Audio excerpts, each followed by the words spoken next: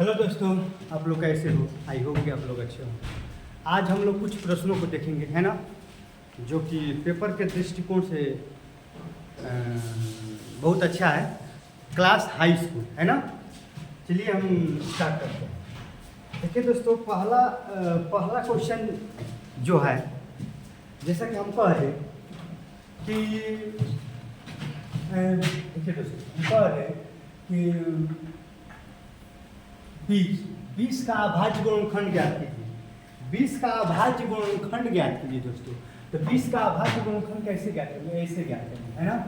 जैसे कि 2 से कटाएंगे तो 10 होगा, फिर 2 से कटाएंगे तो 5 होगा, फिर 5 से कटाएंगे तो 1 होगा। तो 20 का अभाज्य गुणनखंड क्या होगा दोस्तों? 2 गुणे 5, 2 गुणे 2 गुणे 5। ये 20 का अभाज्य गुणनखंड हो गया, है ना। 20 का अभाज्य गुणनखंड 2 गुणे 2 गुणे 5, है ना।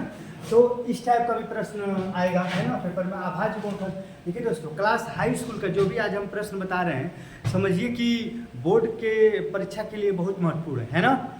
अब एकदम कंफर्म में क्या आएगा कि इसका अभाज्य गुणनखंड बताइए, है ना। जैसे कि यहाँ पर दिया है कि 20 का अभाज्य गुणनखंड बताइए, केवल 20 का फैक्टर कर दीजिए। तो 20 का फैक्टर करेंगे तो क्या होगा? 2 गुणे 2 गुणे 5। समझ गया ना। जैसे कि इस टाइप का भी सवाल आएगा कि 1300, देखिए दोस्तों, 1331 का अभाज्य गुणनखंड बताइए। तो पहले आप इसको काटिए, है ना, पहले आप इसको काटिए।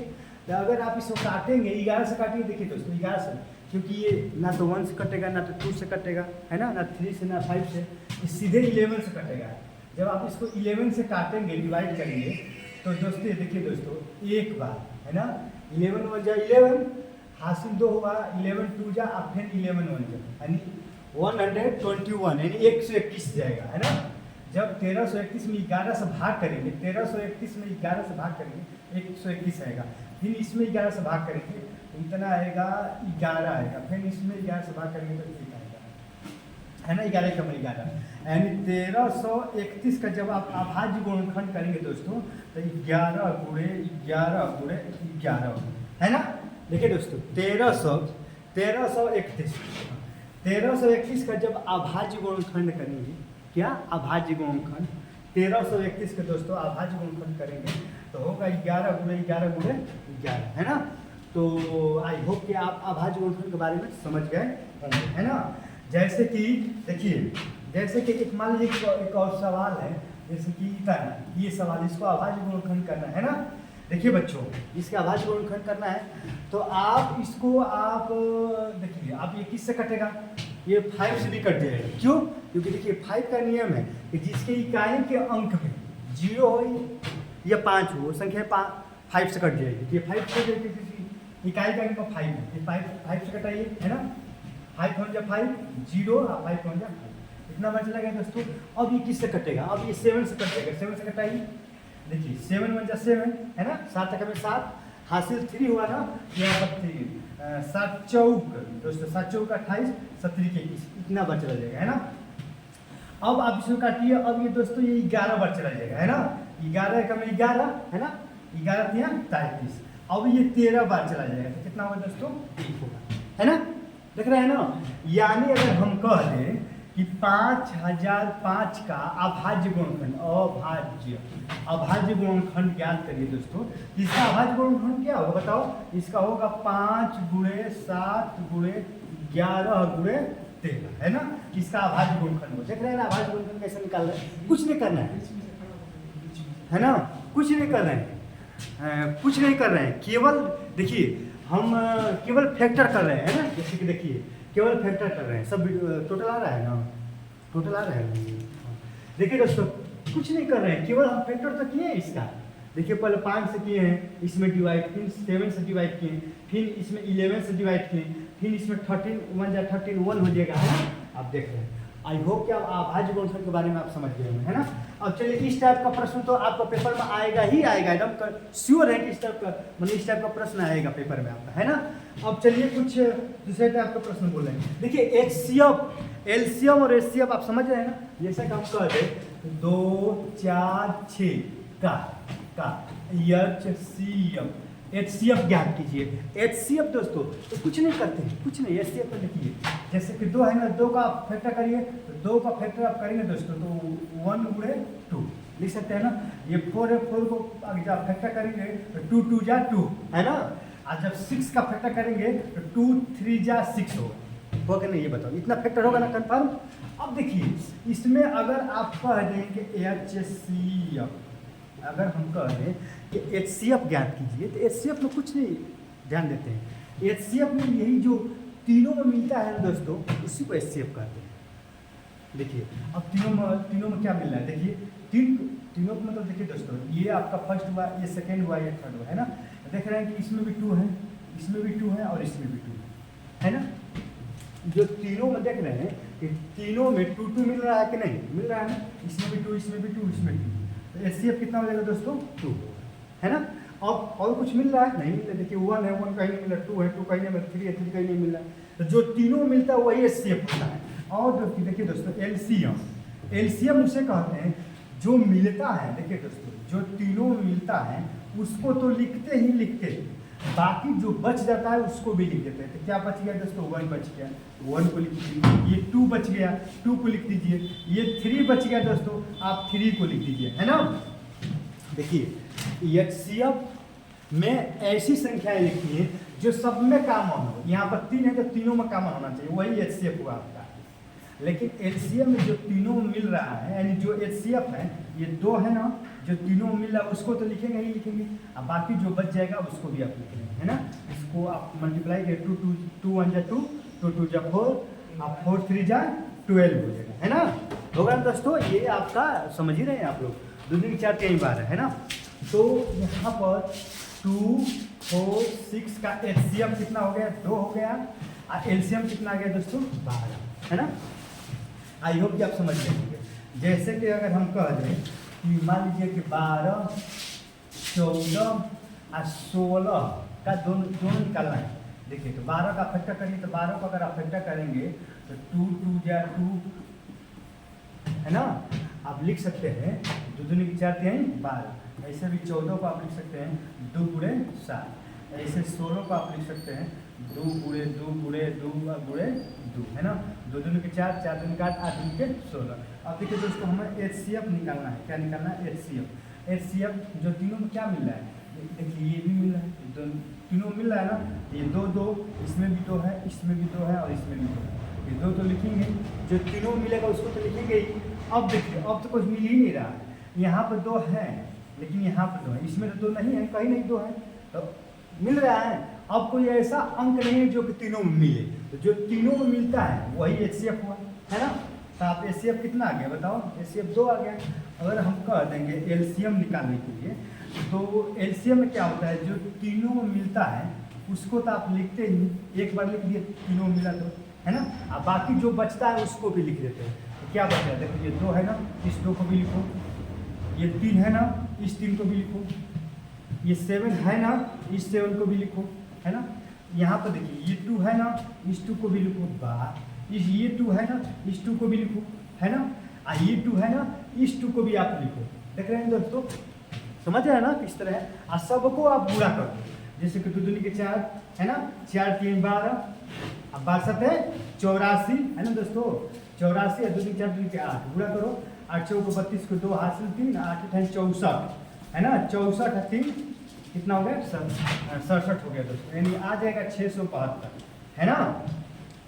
देख रहे हैं ना, अब देख रहे हैं 12 14 और 16 का HCF कितना है दोस्तों, केवल 2 है, 2। लेकिन यही 12 14 16 का LCM कितना आ गया, 672, है ना। आई होप आप समझ गए होंगे। इस टाइप का भी प्रश्न कन्फर्म है कि आपका आता है तो आता है ना। बोर्ड में भी एकदम कन्फर्म है तो बोर्ड में आपका आएगा, है ना। रील्स में क्या है। अब देखिए दोस्तों इस टाइप का भी प्रश्न आता है एकदम कन्फर्म है, जो हम बता रहे हैं एकदम कन्फर्म है कि आएगा, इस बात को आप ध्यान रखिएगा। इस टाइप का भी प्रश्न आता है कि 5 प्लस, है ना, 5 प्लस देखिए दोस्तों 5 प्लस 2√3, है ना, 2√3 एक अपरिमेय संख्या है ना। देखिए दोस्तों इस टाइप का भी प्रश्न आता है ना। तो 5 प्लस 2√3 एक अपरिमेय संख्या है, ये प्रूफ करना है, ये सिद्ध करना है ना। क्या सेट करना है कि 5 + 2√3 एक अपरिमेय संख्या है, ये आपका प्रूफ करना है। कैसे इसको प्रूफ करते हैं, आपको हम बताए हैं कि जब उल्टा मानते हैं इसमें विरोधाभास उत्पन्न करते हैं। विरोधाभास का मतलब कि अपरिमेय कर रहा है तो परिमेय मान लेंगे, है ना। आप मानेंगे कि माना 5 प्लस, देखिए दोस्तों इसको ऊपर लिखना है, सवाल थोड़ा सा लेंदी है ना, यहाँ पर लिख रहे हैं 2 + 2√3 सिद्ध करना है। देखिए दोस्तों सिद्ध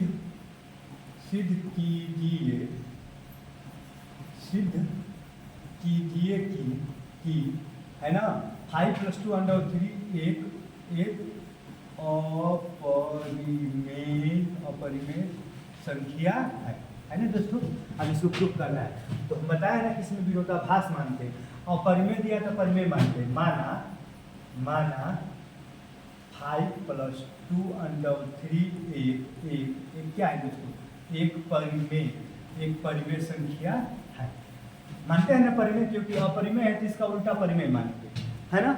आप जानते हैं कि जो परिमेय संख्या है वो p/q के रूप में होता है ना। q का मान क्या होना चाहिए, शून्य नहीं होना चाहिए। जहाँ p और q एक सभाज्य संख्या है दोस्तों। इतना लिखना पड़ेगा, है ना। देख लीजिए, आप परिमेय संख्या के बारे में इतना आपको मालूम होना चाहिए कि जब आप इसको परिमेय संख्या माने हैं तो परिमेय संख्या p/q के रूप में होता है। q का मान q इज नॉट इक्वल शून्य, q का मान शून्य नहीं होना चाहिए, जहाँ p q एक सभाज्य संख्या होनी चाहिए, है ना दोस्तों। तो आप लिखिए अब इसको p, देखिए दोस्तों 5 + 2√3 अब बराबर क्या लिखेंगे p/q। अब देखिए p/q जो है एक परिमेय संख्या है कि नहीं, इसको भी तो आप परिमेय संख्या माने हैं, तो दोनों आपस में क्या हो जाएंगे बराबर। क्या कि ये भी एक परिमेय संख्या आप माने हैं, इसको भी आप परिमेय संख्या ही माने हैं। क्या माने हैं दोस्तों, इसको भी आप परिमेय संख्या ही माने हैं कि नहीं। ये 5 + 2√3 को आप परिमेय संख्या ही माने हैं ना। ये p/q ये भी परिमेय संख्या, दोनों बराबर हो जाएंगे। अब इसको हल करिए, देखिए 2√3 हो जाएगा, p/q ये प्लस इधर आएगा तो -5 होगा, है ना। तो 2√3 इसमें गुणा करेंगे तो p - 5q /q होगा नहीं, बताओ दोस्तों, है ना। इससे इसमें गुणा करेंगे ना, इतना होगा। अब 2 को भी इधर भेजिए तो √3 बराबर p - 5q /2q होगा कि नहीं, बताओ। इतना होगा ना, बताओ आप लोग। देखिए दोस्तों इतना तो होगा, कन्फर्म है ना, क्योंकि जो 2 इधर आएगा तो बटा में आ जाएगा, है ना। तो अब देखिए यहाँ पर भी विरोधाभास उत्पन्न हो गया, क्योंकि आप जानते हैं कि ये जो √3 है, √3 ये आपका एक अपरिमेय संख्या है। √3 कैसा है दोस्तों, √3 आपका अपरिमेय संख्या है ना। √3 आपका अपरिमेय संख्या है, लेकिन ये आपका एक परिमेय संख्या आ गया है, नहीं ये परिमेय संख्या आ गया p - 5q / 2q। ये आपका देखिए दोस्तों, ये इधर जो है इधर आपका परिमेय आ गया, है ना। ये परिमेय संख्या आ गया, ये परिमेय संख्या ये √3 दोस्तों ये आपका अपरिमेय है ना। ये अपरिमेय हो गया, इधर परिमेय हो गया। क्या ये संभव है, आप ही बताओ। जब बीच में बराबर है दोस्तों, बराबर का मतलब ये होता है कि जब इधर अपरिमेय है तो इधर भी अपरिमेय होना चाहिए। बराबर का मतलब यही ना कि दोनों बराबर हो। जब इधर ये परिमेय है तो ये भी परिमेय होना चाहिए, लेकिन ये तो अपरिमेय है, ये तो परिमेय है। विरोधाभास उत्पन्न हुआ कि नहीं, विरोधाभास उत्पन्न हो गया ना, तो बस आपको प्रूफ हो गया, समझ आया ना। अब यहाँ पर लिखेंगे समीकरण 1, अतः समीकरण 1 से हमारी जो कल्पना किए हैं, ये हम जो माने हैं वो गलत प्रूफ हो गया, है ना। अतः समीकरण 1 से हमारी कल्पना गलत सिद्ध होता है। अतः यहाँ पर लिखेंगे 5 + 2√3 एक अपरिमेय संख्या है। देखिए दोस्तों, अगर नहीं समझ में आए तो यहाँ पर कल्पना कर दीजिए। हम कल्पना करते हैं कि है ना। हो गया दोस्तों, प्रूफ हो गया। देखिए एक और समझिए, क्योंकि ये थोड़ा सा क्वेश्चन थोड़ा सा डिफिकल्ट पड़ता है, लेकिन एकदम 100 100% में 110% हम गारंटी लेते हैं कि ये आपका बोर्ड के पेपर में कन्फर्म है किया आएगा, मतलब इस टाइप के प्रश्न कन्फर्म में किया आएगा, है ना। जैसे कि सिद्ध कीजिए कि 5 + 2 √3 एक अपरिमेय संख्या है ना, तो इसमें हम कल्पना करते हैं, कुछ करते नहीं है, बस अपरिमेय है तो परिमेय मान लेंगे, उसका उल्टा मान लेंगे। हम कल्पना करते हैं कि 5 + 2 √3 एक परिमेय संख्या है, हालांकि परिमेय संख्या नहीं है, ये परिमेय संख्या नहीं है, हम इसको केवल कल्पना करते हैं। क्या करते हैं दोस्तों, हम क्या लिखे ना, हम कल्पना करते हैं कि 5 + 2 √3 एक परिमेय संख्या है, केवल कल्पना की है। अब जान लीजिए जब आप इसको परिमेय संख्या मान ही लिए हैं, कल्पना कर ही लिए हैं, तो परिमेय संख्या p/q के रूप में होता है, q ≠ 0, जहाँ p q एक स्वाभाविक संख्या है। तो इसको आप परिमेय संख्या माने हैं तो परिमेय संख्या p/q के रूप में होता है, इसको बराबर कर लीजिए। ये प्लस है, +5 इधर आएगा तो माइनस हो जाएगा, p/q -5 होगा, है ना। और यहाँ पर ये जाएंगे तो p - 5q बटा में q हो जाएगा, जब इधर आएगा तो बटा में 2 आएगा। तो यहाँ पर देख रहे हैं दोस्तों, यहाँ पर कि ये √3 आपका अपरिमेय आ जा रहा है। √3 क्या आ रहा है बताओ, √3 आपका अपरिमेय आ जा रहा है, √3 आपका अपरिमेय आ जा रहा है, √3 आपका अपरिमेय आ जा रहा है, जो कि ये परिमेय आ जा रहा है, p/q में आ रहा है, जो कि ये परिमेय है ना दोस्तों। तो आप देख रहे हैं कि विरोधाभास यही उत्पन्न हो गया। विरोधाभास मतलब कि समझ रहे हैं ना, विरोधा एक दूसरे के विरोध। तो आप समझते हैं कि परिमेय का विरोध क्या होगा, अपरिमेय होगा, अपरिमेय का विरोध परिमेय होगा, यही पर विरोधाभास उत्पन्न हो गया। ये समीकरण 1 हो गया। अतः समीकरण 1 से हमारी कल्पना गलत सिद्ध होती है ना। अतः इतना इतना इतना बस यही लिख दिया, है ना। अब देखिए दोस्तों, इसको मिटा रहे हैं, इस टाइप का कन्फर्म प्रश्न पेपर में आते हैं, है ना। अब देखिए इस टाइप का प्रश्न आपका बोर्ड वाले पेपर में आते हैं। जैसे कि कोई समीकरण दे देगा, है ना, जैसे कि हम कोई समीकरण मान लीजिए कि कोई समीकरण दे दिया, जैसे कि x² है ना +6x + 9, है ना। देखिए ये आपका समीकरण है, x² + 6x + 9। अब इसका शून्य ज्ञात करना है, शून्य ज्ञात करिए, है ना। देखिए दोस्तों, कुछ नहीं करना है, ये आपका सवाल है, x² + 6x + 9 आज शून्य ज्ञात करना है। क्या ज्ञात करना है, शून्य ज्ञात करना है। शून्य का आप समझ रहे हैं ना, शून्य का तो कुछ नहीं, केवल x का मान निकाल लीजिए, वही शून्य है। शून्य का मतलब x का मान निकालना है, इसको हल करिए, है ना। तो यहाँ पर x² + 6x + 9 अब बराबर 0 लिख देंगे, शून्य को निकालने के लिए 0 लिखेंगे जरूर, है ना, यहाँ पर 0। अब इसका फैक्टर करिए तो x² और यहाँ पर 6 है ना, तो 2 कितना बताओ दोस्तों, यहाँ पर हो जाएगा आपका 3x + 9, यही तो होगा फैक्टर। आई होप कि आपको फैक्टर मालूम होगा, है ना। अब यहाँ देखिए x कामा ले लेंगे, क्या होगा, x + 3 होगा, और यहाँ पर 3 कामा लेंगे तो क्या होगा, x + 3 होगा, इक्वल क्या होगा, 0 होगा। अब x + 3 इसमें भी, x + 3 इसमें, है ना। तो x + 3 जब कामा ले लेंगे इसमें क्या बचेगा, x + 3 है ना बचेगा, बराबर 0। अब यहाँ पर लीजिए दोस्तों, x + 3 बराबर 0, x बराबर क्या होगा बताओ, -3, है ना। आपका x शून्य कहाँ गए, फिर इसको लीजिए, इसको तो x + 3 बराबर 0 है, तो x बराबर क्या हो गया, -3, है ना। अरे समझ में ना। तो आपका देखिए शून्य निकल गया 2, हालांकि दोनों बराबर ही हैं, एक ये शून्य का गया, एक ये शून्य का गया, है ना। तो शून्य जहाँ पर भी कहेगा तो शून्य ज्ञात कीजिए, शून्य का ऐसे ही ज्ञात करते हैं ना। पहले माने x² + 6x + 9 शून्य ज्ञात करिए, तो पहले इसका गुणनखंड कर देंगे, इसको 0 को बराबर कर देंगे, और गुणनखंड करके x का मान निकाल देंगे, और वही x का जो मान निकाले वही शून्य है ना। चलिए दोस्तों, अब अगले प्रश्न में चलते हैं। अब यहाँ पे तो शून्य कह दिया, है ना। अगर आपको कह देगा कि x² है ना, और आपका 14x + 49, अब हम कह देंगे कि इसका गुणनखंड क्या कीजिए, क्या ज्ञात कीजिए, गुणनखंड ज्ञात कीजिए, है ना दोस्तों, गुणनखंड, इसका गुणनखंड ज्ञात कीजिए, है ना। तो गुणनखंड ज्ञात करने के लिए कहे या शून्य ज्ञात करने के लिए कहे, है ना। शून्य ज्ञात करने के लिए कहेगा तो बस आप x का मान निकाल देंगे, और गुणनखंड ज्ञात करने के लिए कहेगा तो केवल फैक्टर कर देंगे। जैसे कि इसका फैक्टर क्या हो जाएगा, x² और यहाँ पर हो जाएगा 7x + 7x + 49, है ना दोस्तों। अब इसमें क्या काम लेंगे, x का मान लेंगे तो क्या होगा, x + 7 होगा ना। इसमें आप 7 का मान लेंगे तो क्या होगा, x + 7 होगा, x + 7 इसमें भी, x + 7 इसमें भी है। तो x प्लस जब आप 7 का मान लेंगे, क्योंकि x + 7 इसमें भी, x + 7 इसमें भी है, जब ये दोनों काम मान लेंगे तो क्या होगा बताओ, यहाँ पर x है, यहाँ पर x है, यहाँ पर क्या है 7, तो x + 7 होगा ना दोस्तों। तो आपको हो गया, इसका गुणनखंड यही हो गया। इसका गुणनखंड क्या हो गया, इसका गुणनखंड आ गया x + 7 और x + 7, यही आपका गुणनखंड हो गया। तो शायद आप समझ गए होंगे गुणनखंड और शून्य में क्या क्या अंतर है। गुणनखंड में केवल इसको हल करके यहीं पर छोड़ दीजिए। आज शून्यक में आपको 0 यहाँ पर बढ़ाकर, है ना, इसका x का मान भी निकालना है ना। आई होप कि आप समझ गए होंगे।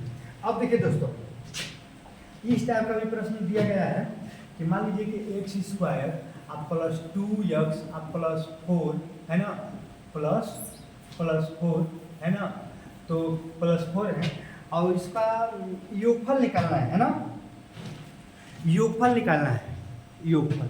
तो हम बताए हैं दोस्तों, योगफल निकालने के लिए सूत्र क्या होगा। जैसे कि मान लीजिए कि x square plus b x plus c, ये आपका द्विघात बहुपद है ना, द्विघात बहुपद।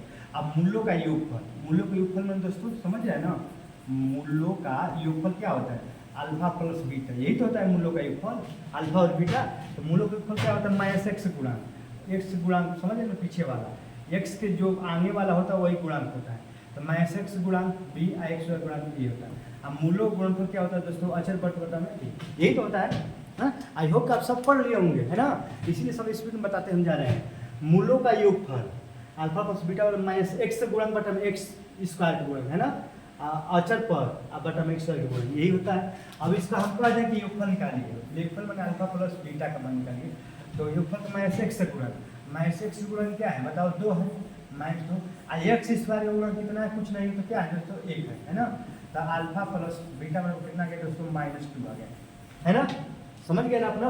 अब हम कह दें इसी सवाल में कह दें कि गुणनफल ज्ञात कीजिए, क्या ज्ञात कीजिए, गुणनफल, माने अल्फा गुणे बीटा, ये गुणा है ना, यानी कह देंगे अल्फा गुणे बीटा, यानी अल्फा बीटा अचर पद क्या है दोस्तों, इसमें अचर पद इसमें 4 है ना, और अचर पद बता में एक्स स्क्वायर गुणा क्या है दोस्तों 1 है ना, एक्स स्क्वायर गुणा कितना है 1। तो अल्फा इंटू बीटा बराबर क्या 4/1, यानी 4/1 को आप क्या लिख सकते हैं दोस्तों, जब 4 में 1 से डिवाइड करेंगे तो 4 ही ना होगा, है ना। तो आप समझ गए होंगे कि अल्फा प्लस बीटा और अल्फा इंटू बीटा का मान कैसे निकालते हैं। आई होप कि आपको समझ में आया होगा, है ना। अब चलिए दोस्तों,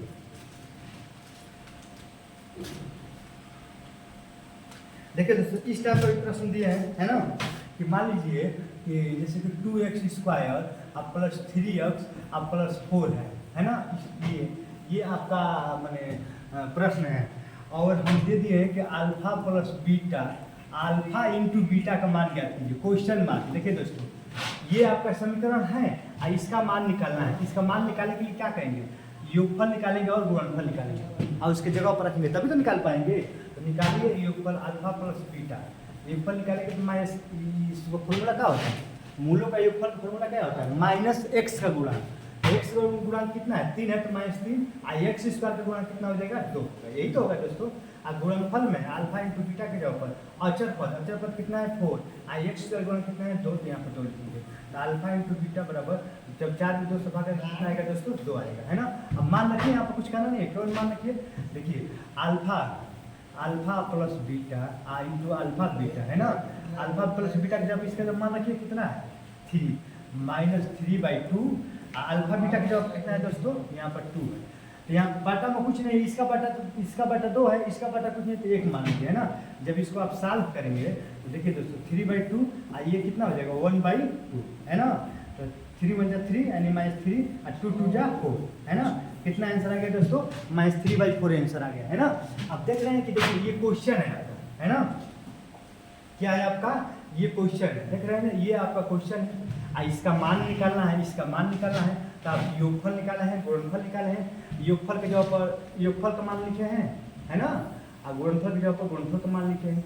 अब इसको हल कर दिया तो -3/4 आ गया। इस टाइप का भी प्रश्न पेपर में आता है ना दोस्तों। चलिए बता रहे हैं, इसको आप देख लीजिएगा।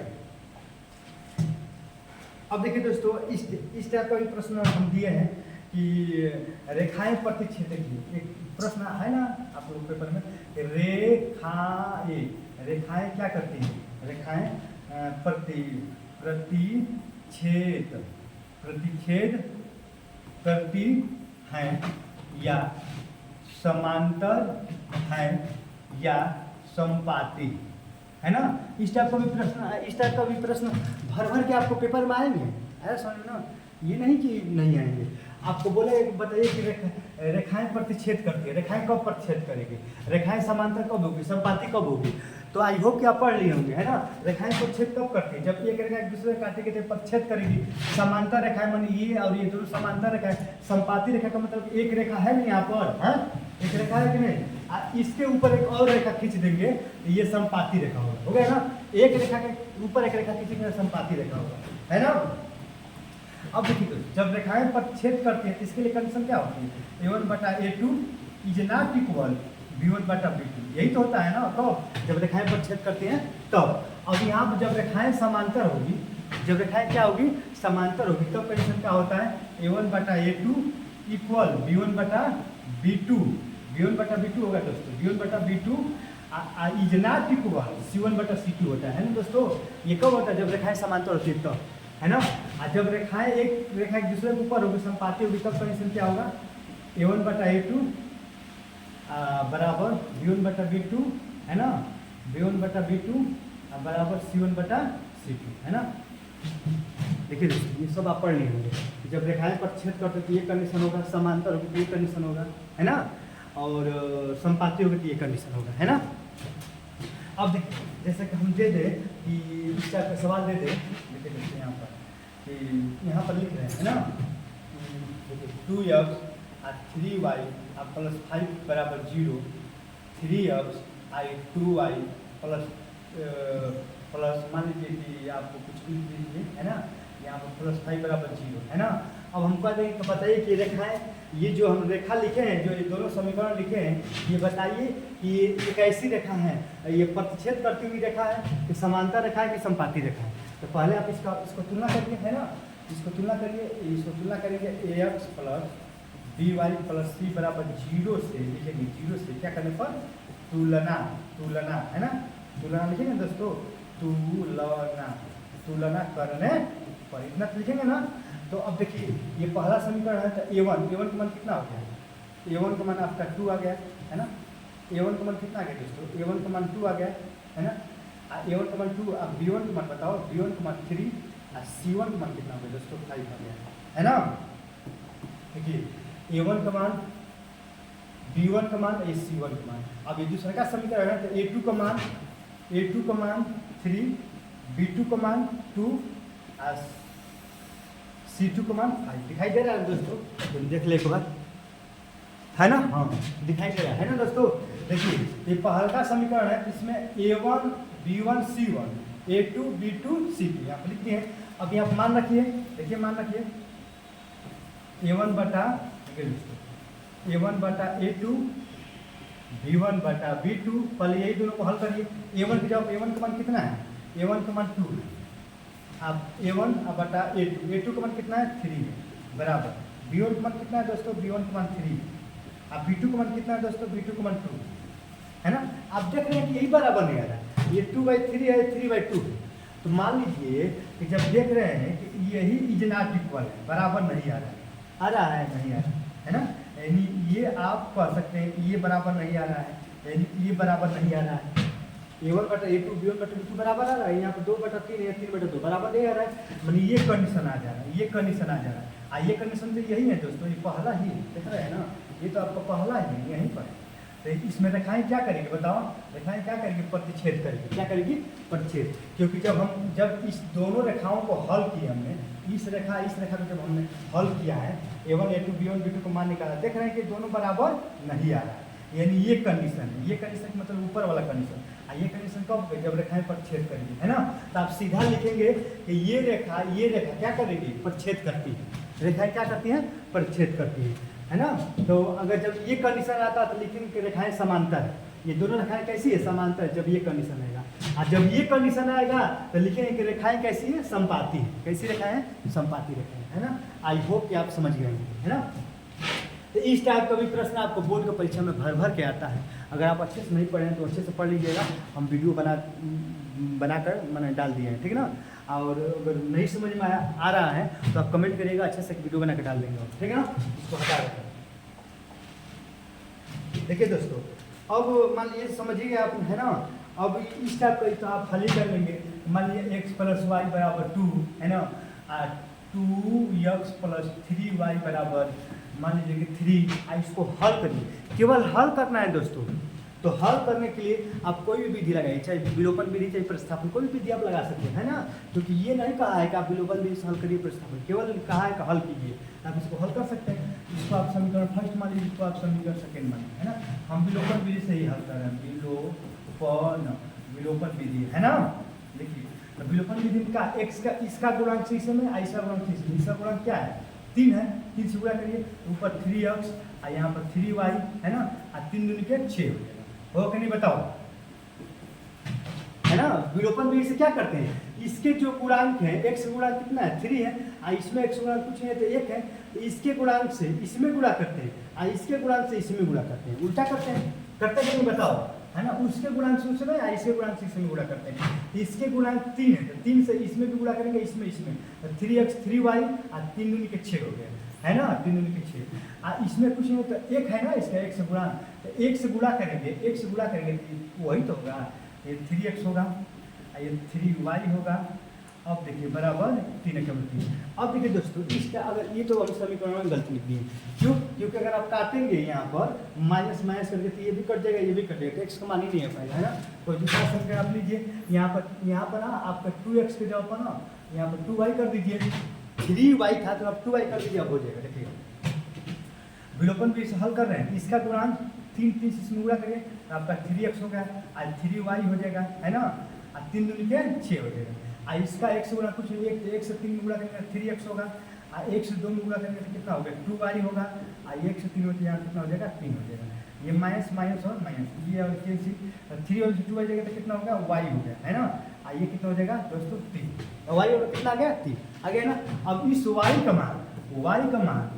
का मान, है ना, कोई भी समीकरण 1 में चाहे 2 में, किसी में हम 1 में रखते हैं तो समीकरण क्या है, x प्लस y के जगह पर 3 बराबर 2, है ना। तो x बराबर 2 माइनस 3, x बराबर कितना होगा दोस्तों माइनस हुआ, x बराबर कितना होगा दोस्तों माइनस हुआ, है ना। समझ गया ना। तो आप देख रहे हैं ना, ये आपका प्रश्न है, ये भी आपका एक समीकरण है, विलोपन विधि से x का मान माइनस हुआ ना, y का मान माइनस हुआ, है ना। तो इस टाइप का भी प्रश्न दिया है, और इस टाइप का भी प्रश्न मतलब इस टाइप का प्रश्न तो आता ही है, ये भी 100% आता है आपका पेपर में। तो विलोपन विधि,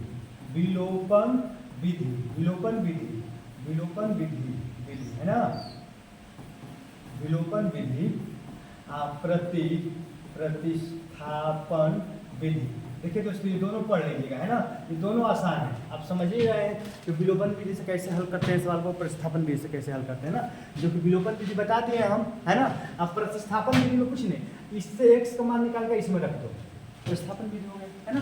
तो ये भी पढ़ लीजिएगा, विलोपन विधि प्रतिस्थापन विधि पढ़ लीजिएगा, है ना। देखिए दोस्तों आगे प्रश्न चलते हैं।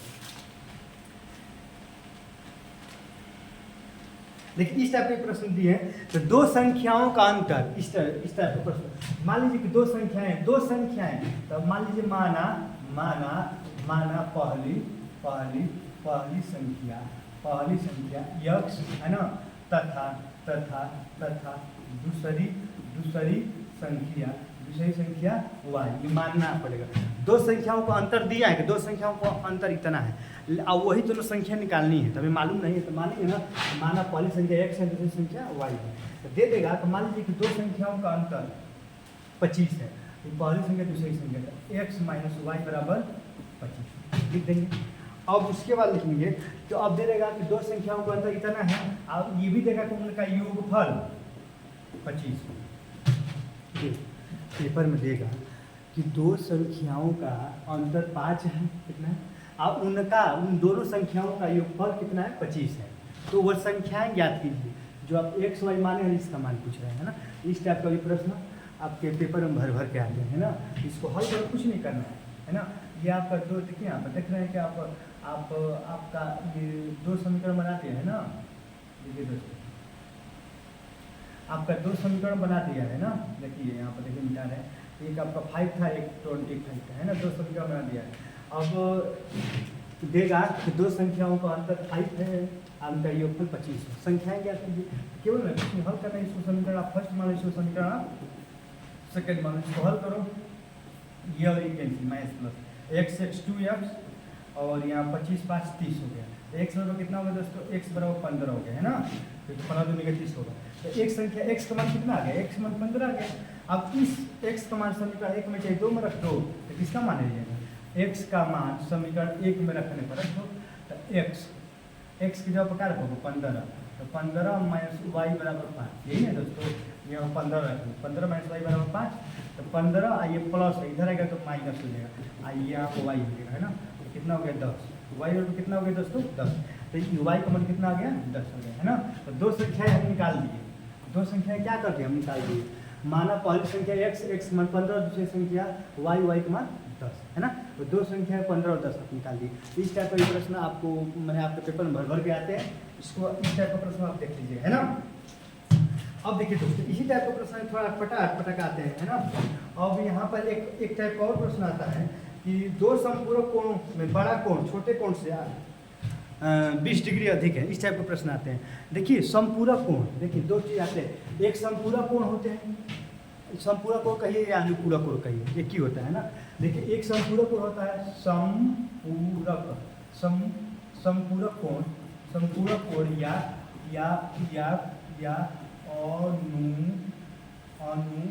अनुपूरक कोण। देखिए दोस्तों अगर आपका कहे समपूरक कोण या अनुपूरक कोण, बात एक ही है ना, क्योंकि आप जानते हैं कि कुछ ऐसे पर्सन होते हैं, बहुत सारे ऐसे व्यक्ति होते हैं जिनके दो दो नाम है, यहाँ तक कि तीन तीन नाम है ना। किसी का नाम आप लोग देखे हुए, किसी के नाम समोसा है, किसी के नाम छोला है ना, या अन्य भी बहुत सारे ऐसे प्रश्न हैं जिसका नाम दो दो तीन तीन है ना, है कि नहीं। अब हमारा ही नाम दो है ना, तो बहुत सारे ऐसे बच्चे हैं जिनका नाम दो दो है, तीन तीन है। उसी तरह इसका भी नाम दो है, इसका भी नाम कितना है दो है। संपूरक कोण को ही अनुपूरक कोण कहते हैं, संपूरक कोण को ही अनुपूरक कोण कहते हैं। और संपूरक कोण अनुपूरक कोण में होता क्या है कि इसमें दो कोण ऐसे लेते हैं कि जिनका योगफल 180 अंश हो, दो कोणों का योगफल है ना, दो कोणों का। इसमें देखिए यहाँ पर दोस्तों, इसमें क्या आते हैं यो ग फ ल, दो कोणों का योगफल 180 अंश होता है। संपूरक कोण का है या अनुपूरक कोण का है, दोनों एक ही नाम है ना। इसमें क्या होता है कि योगफल जो होता है, दो कोणों का योगफल कितना 180 अंश होता है। जैसे कि मान लीजिए कि अगर एक थीटा मान लेंगे तो एगो 180 माइनस थीटा मानेंगे है ना। क्या मानेंगे, अगर एक थीटा मानेंगे तो एक 180 माइनस आप थीटा मानेंगे है ना, क्योंकि इन दोनों कोणों का योग कितना अंश होता है, इन दोनों कोणों का योग 180 अंश होता है। एक थीटा मानेंगे तो एक 180 माइनस थीटा मानेंगे, इन दोनों कोणों का योग कितना अंश होना चाहिए, इन दोनों कोणों का योग 180 अंश होना चाहिए है ना। तो आप जोड़िए, देखिए थीटा इसको प्लस करके जोड़ दीजिए है ना, ये और ये कैसे 180 अंश आ गया कि नहीं, आ गया ना। जब इन दोनों कोणों को आप जोड़ेंगे तो कितना आ गया 180 है ना। इसमें ऐसे दो कोण होते हैं जिनका योग कितना होना चाहिए 180 है ना। इसमें आप क्या मानेंगे बताओ, एक आप थीटा मानेंगे तो एक 180 माइनस थीटा मानेंगे है ना। एक होता है दोस्तों पूरक कोण या कोटि पूरक कोण, पूरक या समपूरक, लंब पूरक। देखिए दोस्तों जैसे कि समपूरक कोण को ही अनुपूरक कोण कहते हैं। इसमें क्या होता है कि इनका योगफल कितना होना चाहिए 180 अंश होना चाहिए है ना। जैसे कि एक थीटा है तो वो 180 माइनस थीटा है ना, एक थीटा रहेगा तो एक 180 माइनस थीटा, क्योंकि दोनों को जोड़ेंगे तो 180 आएगा। उसी तरह पूरक कोण, कोटिपूरक कोण या लंबपूरक कोण एक ही नाम है। देखिए एक व्यक्ति का तीन नाम है, यहाँ पे एक व्यक्ति का दो नाम है, यहाँ पे एक व्यक्ति का तीन नाम है। पूरक कोण कहो चाहे कोटिपूरक कोण कहो चाहे लंबपूरक कोण कहो, बात एक ही हो। अरे सुनो ना, इनमें क्या होता है, इनका जो योगफल होता है इनका योगफल होता है 90 अंश होता है ना। दो कोण ऐसे लेते हैं जिनका योगफल कितना हो 90, एक थीटा ले लीजिए और एक 90 माइनस थीटा लीजिए है ना। एक थीटा लीजिए एक 90 माइनस थीटा, एक थीटा लीजिए एक 90 माइनस थीटा लीजिए, क्योंकि इन दोनों को जोड़ेंगे जब एक थीटा और 90 माइनस थीटा को जोड़ेंगे तो माइनस प्लस कैंसिल क्या हो गया 90 आ गया कि नहीं है ना। इसमें दो कोण ऐसे लेते हैं जिनका योगफल करने पर 90 अंश आना चाहिए, क्या आना चाहिए 90 अंश आना चाहिए है ना। तो ऐसे कोणों को हम जिनका योगफल 90 अंश हो, दो कोण ऐसे लीजिए कि जिनका योगफल 90 अंश हो, वैसे कोण को हम पूरक कोण कहते हैं या कोटिपूरक कोण कहते हैं या लंबपूरक कोण कहते हैं ना। और दो कोण ऐसे लेते हैं जिनका योगफल 180 अंश हो, उसको संपूरक कोण या अनुपूरक कोण कहते हैं है ना। आई होप कि आप समझ गए होंगे है ना। अब इसका प्रश्न कैसे आते हैं, इसका प्रश्न ऐसे आते हैं कि दो संपूरक कोणों में बड़ा कोण छोटे कोण से 20 डिग्री अधिक है, उन्हें ज्ञात कीजिए है ना। अब देखिए इसको हल करने के कई तरीके, इसको मिटा रहे हैं दोस्तों, इसको दिमाग में बैठा लीजिएगा कि क्या है ये समपूरक कोण के बारे में हो रहा है। समपूरक कोण का मतलब कि अगर एक थीटा होगा तो एक कितना होगा 180 माइनस थीटा होगा, यही ना होगा दोस्तों। अब देखिए मिटा रहे हैं ना, एक थीटा होगा तो क्या होगा दोस्तों, एक 180 माइनस थीटा होगा, है ना। इसमें कह रहा है कि दो समपूरक कोणों में बड़ा कोण छोटे कोण से 18 डिग्री अधिक है, बड़ा कोण छोटे कोण से 18 डिग्री अधिक है। तो आप अगर ले लेंगे कि मान लीजिए बड़ा कोण है और ये छोटा कोण, कोई तो मानेंगे ही ना, तो यहाँ पर आप लीजिएगा 18 डिग्री अधिक है ना, तो बड़ा कोण थीटा ले लीजिए और यहाँ पर लीजिए कि 180 या माइनस थीटा कितना अधिक है, 20 अधिक है ना। हम ले आए कि बड़ा कोण छोटे कोण से, बड़ा कोण ये बड़ा कोण है और ये क्या हो गया छोटा कोण, क्योंकि इसमें माइनस लग गया, छोटे कोण से कितना अधिक है 20 डिग्री अधिक है। तो इस छोटे कोण में 20 जोड़ दीजिए, जब छोटे कोण में 20 जोड़ेंगे तो इसके बराबर आ जाएगा। इसको हल करिए, देखिए दोस्तों माइनस थीटा इधर आएगा तो थीटा तो ऑलरेडी है, माइनस इधर आएगा तो प्लस थीटा हो जाएगा। 180 या 20 कितना हो गया दोस्तों 200 हो गया, थीटा थीटा 2 थीटा बराबर कितना हो जाएगा 200 होगा। थीटा बराबर कितना होगा दोस्तों ये 100 होगा, थीटा बराबर कितना हो गया 100 हो गया, तो बस हो गया। तो एक थीटा बराबर कितना आ गया 100 आ गया आपका, थीटा का मान कितना आ गया दोस्तों 100 आ गया, तो एक आपका 100 आ जाएगा। एक 180 माइनस थीटा है ना, तो घटाओ 180 माइनस 100 तो कितना हो गया दोस्तों 180 आ गया, है ना। तो 180 आ गया, एक कितना आ गया 100 आ गया। देखिए तो आप दो कोण है, एक आपका थीटा है और एक कितना है दोस्तों 180 माइनस थीटा है ना, एक थीटा है और एक 180 माइनस थीटा है। तो थीटा का मान 100 लेके चले आए और 180 माइनस थीटा बराबर 80 आंसर आ गया, है ना। तो आपका आंसर कितना आ गया 100 आ गया, एक आपका 80 आ गया, है ना। तो इस टाइप के प्रश्न आते हैं, एक बार और रिपीट कर रहे हैं, है ना, कि दो समपूरक कोणों में बड़ा कोण छोटे कोण से 18 डिग्री 20 डिग्री अधिक है ना, 20 डिग्री अधिक है। तो मान लीजिए कि अगर इसमें माइनस हो गया है ना, तो माइनस हो गया तो ये छोटा कोण हो गया, इसको आप क्या माने छोटा, इसको क्या माने आप बड़ा है, क्योंकि इसमें माइनस नहीं हुआ। तो ये जो बड़ा कोण है इस छोटे कोण से क्या है 20 अधिक है, 20 ये अधिक है। जब 20 ये अधिक है तो इसमें 20 जोड़ेंगे तभी तो दोनों बराबर आएगा। हमने इसमें 20 जोड़ दिया, 180 और 20 200 और थीटा है आपका 2 थीटा, तो थीटा बराबर 100। तो आपका दो कोण क्या है, एक आपका थीटा है, एक 180 माइनस थीटा, तो एक आपका 100 हो गया। देखिए दो कोण क्या है आपका, दो कोण है, एक थीटा है और एक 180 माइनस थीटा है। तो थीटा बराबर एक 100 आ गया और इसमें 100 घटाएंगे तो कितना आ जाएगा 80 आएगा। एक आपका 100 आ जाएगा, एक क्या आ जाएगा दोस्तों 80 आ जाएगा, है ना। यही आपका आंसर होगा, है ना। तो इस टाइप का भी प्रश्न आपका पेपर में भर के आते हैं, ये मत समझिए कि नहीं आता, इस टाइप का प्रश्न एकदम कंफर्म आएगा ही तो आएगा, है ना। यानी 100% में 110% गारंटी लेते हैं इस टाइप का प्रश्न आपको पेपर में आएगा, है ना, क्योंकि बहुत अच्छे क्वेश्चनों को हम बता रहे हैं, है ना। अब देखिए दोस्तों इस टाइप का भी प्रश्न आते हैं, वही दो संख्याओं का इस टाइप का प्रश्न, है ना, कि दो संख्याओं का अंतर मान दे देगा, दो संख्याएं हैं तो माना पहली संख्या, देखिए दोस्तों माना पहली संख्या x है और दूसरी संख्या मान लीजिए दोस्तों, दूसरी संख्या आप y मान लीजिए, है ना। तो दो संख्याओं का अंतर इस टाइप का है, मान दे दिया है कि दो संख्याओं का अंतर अगर 50 है, दो संख्याओं का अंतर कितना है 50 है, तो मान लीजिए दो संख्याओं का अंतर आपने 50 कर दिया, है ना। अब उससे क्या होगा, पहली संख्या दूसरी संख्या से 5 गुनी है। पहली संख्या देखिए ये पहली संख्या हो गया और ये दूसरी संख्या हो गई, यहाँ पहली संख्या x लीजिए और दूसरी संख्या, है ना, दूसरी संख्या क्या है 5 गुनी। देखिए दूसरी संख्या के 5, देखिए यहाँ पर कुछ नहीं कर रहे हैं, जिससे सवाल कर रहा है कर लीजिए। देखिए इस टाइप का प्रश्न आपको पेपर में आते हैं कि पहली संख्या, देखिए दोस्तों ये आपका ये पहली संख्या x है और दूसरी संख्या y है। तो कह रहा है कि पहली संख्या दूसरी संख्या के 5 गुनी, तो पहली संख्या x हमने लिख दिया है ना, और दूसरी संख्या के 5 गुनी, तो 5 से गुणा कर दीजिए, दूसरी संख्या के 5 गुनी आ गया ना, आएगा समझ में ना। पहली संख्या दूसरी संख्या कितनी गुनी 5 गुनी, तो 5 गुनी कर रहा है तो 5 से गुणा कर देंगे, 10 गुनी करेगा 10 से गुणा कर देंगे, है ना। तो ये आपका समीकरण 1 हो गया, ये आपका समीकरण 2 हो गया। तो x का मान निकाल दो, x का मान समीकरण, ये तो आपका प्रतिस्थापन विधि हुआ ना, कौन सा विधि हुआ प्रतिस्थापन प्रतिस्थापन विधि है ना। अगर नहीं पढ़े हैं तो आप पढ़ लीजिए इसे, क्योंकि इसके लिए हम वीडियो बना देंगे, ठीक ना। आप कमेंट करिएगा, अगर वीडियो पर प्रतिस्थापन विधि नहीं पढ़े तो हम अच्छे से बता देंगे ना। तो ये प्रतिस्थापन विधि हुआ। तो प्रतिस्थापन विधि में एक्स का मान किस में रखेंगे, एक्स का मान समीकरण एक में रखेंगे, क्योंकि एक्स का मान समीकरण दो समीकरण है तो एक में रखिए। एक्स जब प्रकार रखेंगे 5y, यहाँ हो गया 5y minus Y, 5y minus Y अब बराबर कितना हो गया 50। तो 5y में वाई जाएगा तो कितना होगा दोस्तों 4y, 4y बराबर 50। तो y बराबर कितना होगा दोस्तों 50/4 होगा, है ना।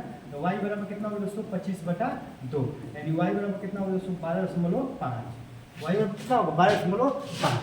y का मान आ गया ना। इस y का मान आप समीकरण 2 में रख देंगे तो किसका मान आ जाएगा, x का मान आ जाएगा, है ना। आप लिख सकते हैं, तो y का मान समीकरण 2 में रखने पर यहाँ पर y का मान रख दीजिए, पूरा कर दीजिए, है ना। इस टाइप के प्रश्न आपको पेपर में आएंगे, ठीक है ना। अब चलिए दोस्तों, है ना। अब देखिए यहाँ पर, अब एक आप लोग का मैंने इस टाइप का एक सूत्र पढ़ाया गया होगा, आप लोग पढ़े होंगे कि पहली संख्या गुणे दूसरी संख्या अब बराबर HCF, है ना। HCF अब गुणे LCF। देखो इस टाइप का भी प्रश्न हम आप लोग मैंने इस टाइप का प्रश्न आप पढ़े हो, क्योंकि ये तो पहले ही लेसन का है कि नहीं। पहला लेसन क्या, पहली संख्या गुणे दूसरी संख्या। देखिए पहली संख्या गुणे दूसरी संख्या बराबर HCF गुणे LCM। इस टाइप का भी प्रश्न आपको पेपर में आएगा, है ना। भर भर के आएगा, एकदम कन्फर्म है। जैसे मान लीजिए दे दिया है पहली संख्या आपका 5 दे दिया है ना। अगर दूसरी संख्या आपका मान लीजिए कि 15 दे दिया है ना। आपका HCF मान लीजिए कि आपका दे दिया है 5 दे दिया। HCF कितना दे दिया, 5 दे दिया है। LCM पूछ रहा है, क्वेश्चन मार्क देखिए दोस्तों, LCM क्वेश्चन मार्क पूछ रहा है। देखिए इस टाइप के प्रश्न आते हैं। तो पहली संख्या 5, दूसरी संख्या 15, HCF 5 दे दिया है, LCM पूछ रहा है ना। तो इस टाइप के सवालों कैसे हल करते हैं। पहली संख्या 5, दूसरी संख्या 15, HCF आपको 5 दिया है और LCM आपको पूछ रहा है। तो इस टाइप के प्रश्न को हल करने का तरीका ये है कि सूत्र पर रखो, है ना। इस सूत्र पर रखो, यानी पहली संख्या और गुणे दूसरी संख्या बराबर HCF, है ना, और गुणे LCM, है ना। तो पहली संख्या कितना है दोस्तों, पहली संख्या 5 है, गुणे दूसरी संख्या कितना है दोस्तों, दूसरी संख्या 15 है और बराबर HCF कितना है दोस्तों, HCF 5 है और गुणे LCM, है ना। अब 5 सीधा करो तो 5, देखिए दोस्तों यहाँ 5 गुणे 15 अब बटा में 5, ये कितना हो गया LCM। अब कटाओ 5 से 5 क्या होगा, कट गया तो कितना बच गया 15, है ना। तो LCM, LCM कितना आ गया दोस्तों, LCM आपका 15 आ गया, LCM कितना आ गया आपका 15 आ गया, है ना। तो इस टाइप का भी प्रश्न आपका पेपर में भर भर के आते हैं, है ना। बहुत अच्छे लेवल का क्वेश्चन है, हालांकि है बहुत आसान, तो आप समझ गए होंगे, है ना। पहली संख्या गुणे दूसरी संख्या बराबर HCF गुणे LCM, ठीक है दोस्तों। तो आप हम इसको इरेजर कर रहे हैं, मिटा रहे हैं ना। तो ये इस टाइप के प्रश्न को देख लीजिएगा, है ना। अब देखिए दोस्तों, जैसे कि इस टाइप का प्रश्न आता है कि द्विघात बहुपद ज्ञात कीजिए। द्विघात बहुपद ज्ञात कीजिए। देखिए द्विघात बहुपद ज्ञात कीजिए, है ना। द्विघात बहुपद ज्ञात कीजिए और आपका दे दिया है कि मूलों का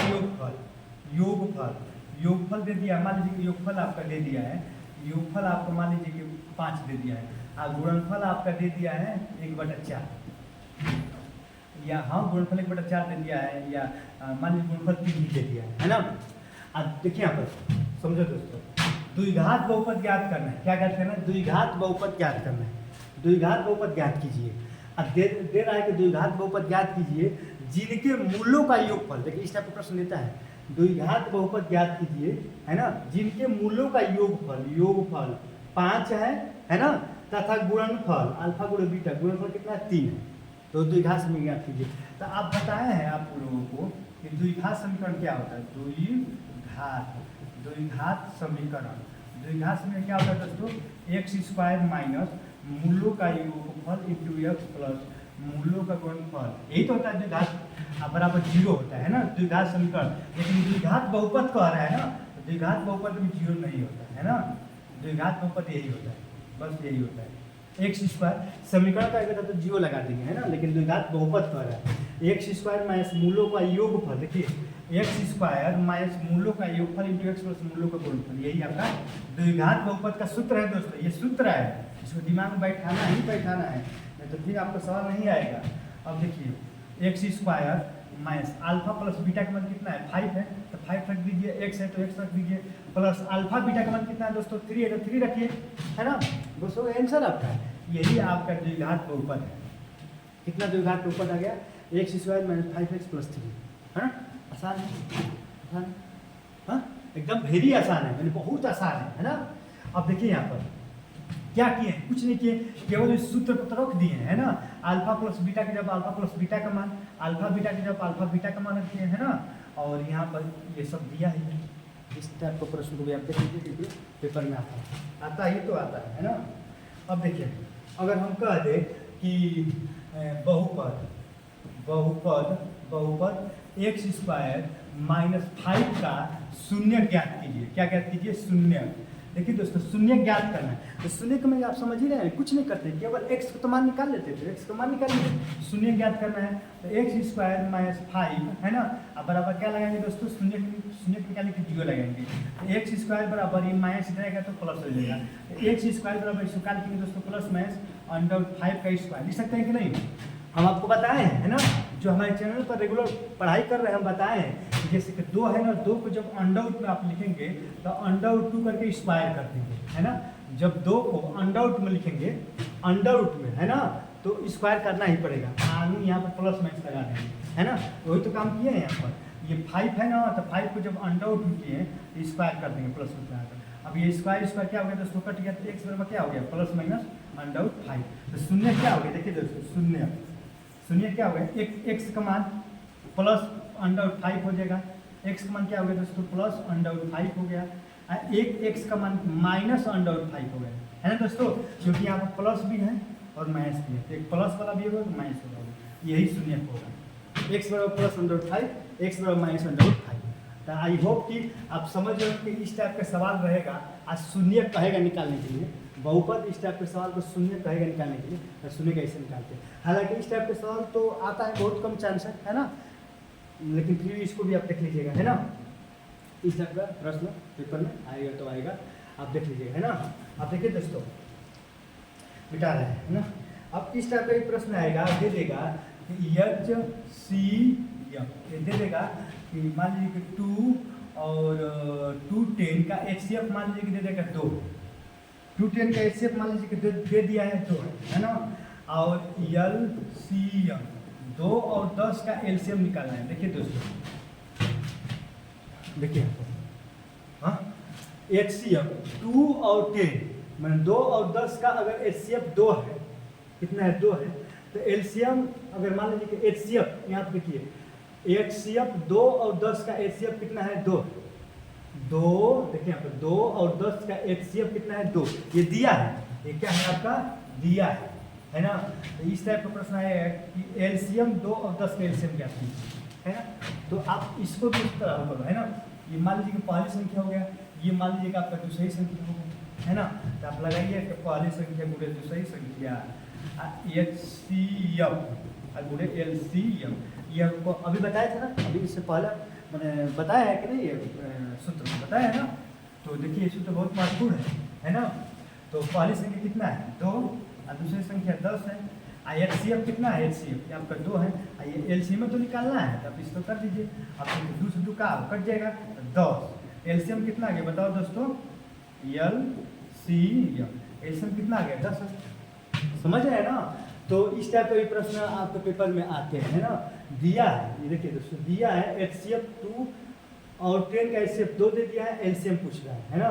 तो ये पहली संख्या हो गई, ये दूसरी संख्या हो गया, है ना।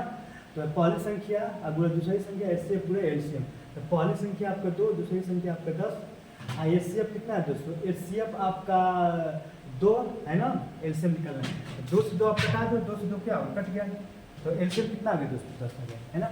आई होप कि आपको समझ में आया होगा, है ना। देखिए दोस्तों जो भी हम आप लोगों को प्रश्नों को हम जो भी प्रश्न को बताए हैं, है ना, तो इस टाइप का प्रश्न आप समझिए कि बोर्ड के पेपर में भर भर के आते हैं, है ना। तो जिस टाइप का हम प्रश्न बताएं उस टाइप के प्रश्न को आप अच्छे से अभ्यास कर लीजिएगा ताकि आपको अच्छा नंबर है ना। जय हिंद।